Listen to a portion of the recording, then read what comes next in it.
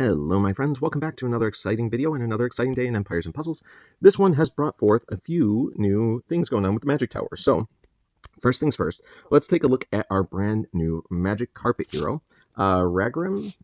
Sure, Ragrim. He looks like a very fun and jolly looking fellow. He will be the Druid class, so he'll be protecting himself with his little thorn minions, giving himself little shields. A reminder of what we have going on with the Magic Carpet family bonus. They are going to start with full flight momentum. Heroes with full flight momentum, at the end of each turn after taking damage, the hero loses a small amount of flight momentum. Sorry, at the end of each turn and when taking damage, they lose a small amount of flight momentum. When casting their special skill, the hero gains flight momentum. Slower heroes gain increased amounts of flight momentum. Okay, so basically, this just means that, they're going to start out stronger. So you got to ask yourself, what does full flight momentum do? Well, you have to go down to the passives to figure that out. And here it says, if this character has any amount of flight momentum, they receive up to 35% mana generation, up to 25% chance to dodge. These effects are diminished the less flight momentum the character has. This has been a very, very cool mechanic for people, mostly because of that natural 35% increase in mana generation that begins at the start of a fight. It does help them speed through to their first special, and then they're going to regain flight momentum upon casting their special. So I do think this mechanic is fun. It's interesting. It adds more depth to the character. So you gotta love that. Then we also have, of course, the weaker Mega Minions passive. Enemy Mega Minions have negative 75% HP. That's such a strong passive against Mega Minion characters that, it's great to have one or two of these guys in your roster to help you take on those teams that still rely on Mega Minions as a safety shield. You can basically wipe out 75% of their HP and turn them into something that can be killed with tile damage. All right, down here into the Aether power, we have Defense Up. Defense Up is going to make this guy a little bit tankier at the beginning of the fight. For 6 turns, he gets that plus 20% defense. It's a pretty standard Aether power, but it's a good one, so you can't complain about that. Down in our specials department, operating at average speed, we have Herbal Remedies. And this says, destroy all fiends from all allies. This effect damages Mega Fiends. So, cool thing, of course, about this is that it happens before, this guy's a healer. It happens before the heal, so it's going to help remove these fiends that would absorb the healing and instead let the heals go through. It's also going to take off half the health of the Mega Fiends. At that point, you're going to hopefully be able to clear the Mega Fiends quite efficiently. This guy is a great healer to deal with Fiends and Mega Fiends. I'm looking at these Valiant Vegetables. You know what? This guy's a great healer to handle you guys as well. All right, so next up, he recovers 65% health for the ally with the lowest remaining HP. All other allies recover 45% health. Now, this is operating at average speed, but it's average speed plus full flight momentum. So think of it like average speed plus, right? So if it normally takes, I think it's 9 sets of tiles, not 9 sets, or 9 tiles, so 3 sets of 3 to power up average speed.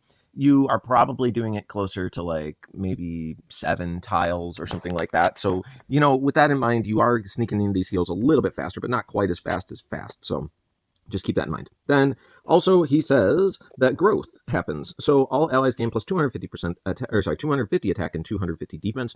This is great. Like, look, growth is such a powerful effect in this game. And when you get a character that's offering you growth to both attack and defense, your characters are going to get quite strong because of it. The way that this guy is handling fiends, giving growth to the entire party, being a pretty good healer, all of these things are fantastic, right? Like, understand that this guy is killing it for what he needs to do right now.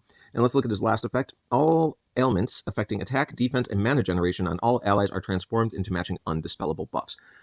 Whew, okay, so we're talking right here, mana generation, attack, and defense. So these are from some pretty standard effects in the game. Attack and defense, they're on a ton of different things to do defense down, etc., etc.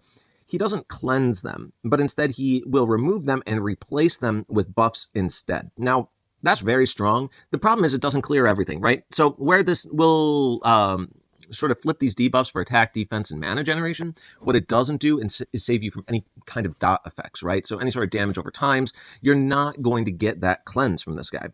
And that's probably where he's falling short a little bit as a healer, is that he's not giving you protection from that kind of thing. But I don't know if that's really like the end of the world. There are other people that offer cleanse that you can put into your team to help you handle that. I still think this guy, for what he needs to do, he does it. Like, you just have to understand that bringing him does open you up to more damage over time effects. That's just the way it is. There's usually a balance. If you're going to be strong in one department, you can't be strong in all the departments. So, if you're looking for where this guy's falling a little bit short, just understand you may need to bring a utility character that handles your cleanses and your dispels. You're not getting that from this particular character. Okay, so now that we've covered all of that, let's go ahead and get into a rating here. I would say when I look at this guy, he does everything you want from a healer. He's handling all these fiends. He's a little bit niche, but he still falls well into the 8 range, possibly even 9. I would say he's close. Like, again, he's one of those characters that lives in that niche department. So if you're using him as a standard healer for your team, I'd put him at an 8. He's very good. He's above average when it comes to a team healer thing. But if you're using him to take on like the Valiant Vegetables, or just in general to like help keep your team alive and strengthen them with growth effects, I mean, he's gonna be better. He's gonna be like up to like a 9. He's giving you a lot here. He's also helping you take out mega minions with the passive. So like, if you're using him against teams with mega minions, against teams with fiends, etc., he's just phenomenal in those scenarios. So just keep that in mind. If you are planning your war hits wisely and you change your teams based off of what opponent you're going up against, he's got a lot of different counter mechanics in him, which will make him more suitable for your teams and bring his value up to a 9 instead of an 8 if you utilize him correctly. Okay, that's everything for today, guys. I appreciate you joining in. I'll do a quick video to cover the costume for Camilla as well. And if you're interested, just take a look for that, and we'll see you there.